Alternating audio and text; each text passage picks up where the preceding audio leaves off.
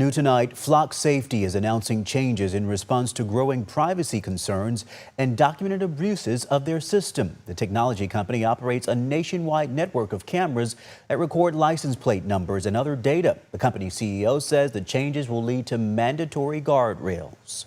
It is the victim that has to report the abuse. But now with this tool, we can detect the abnormal behavior. We can alert an administrator, and we can do that in real time and not 30 days or even, God forbid, a year later. Flock is adding the new safeguards after reports of officers misusing the system. Unusual search activity could now lead to an automatic lockout, blocking access until it's reviewed. Officers will also be required to enter a case number every time they use the system. But some say more needs to be done, even as local deputies are now defending the cameras. ABC 10's Garjpal Sangha is live in the studio tonight with more from both sides. Yeah, Chris, even with these changes, the debate is growing, and so is the scrutiny on how these cameras are used. You may not have seen it, but it likely has seen your car. The company behind the Flock cameras is changing how information is stored and accessed. They're feeling the public pressure. Lindsay Halsell is with D-Flock Elk Grove and isn't satisfied with the change. It's too little too late, to be honest with you. Bear lives in Grass Valley and applauded the city this week when it became the latest city canceling its contract and suspending the use of Flock cameras within city limits. It's not worth it at all. And the Constitution comes first, and citizens even before that. I certainly understand the concerns of a certain segment of the public regarding privacy issues. In my opinion, this is overblown. Ed Obayashi is an active California peace officer and statewide and national expert on police practices. He says the cameras remain a valuable investigative tool.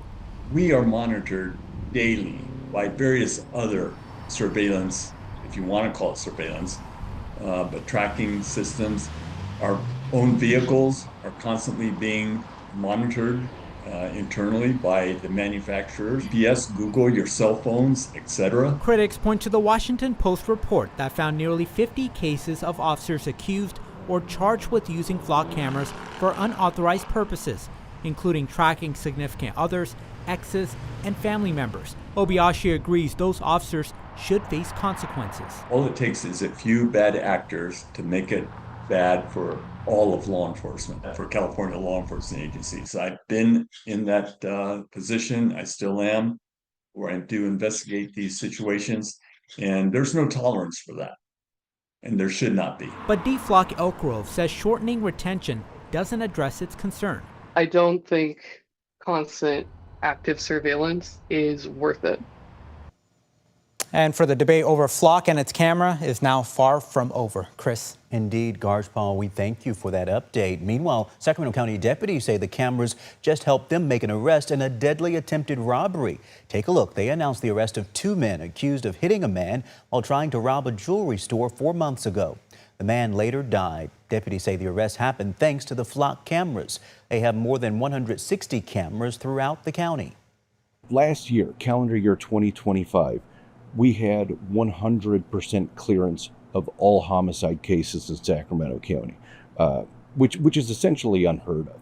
And a lot of that is based off of this technology, whether that is to identify suspects or even exonerate people that could be a person of interest.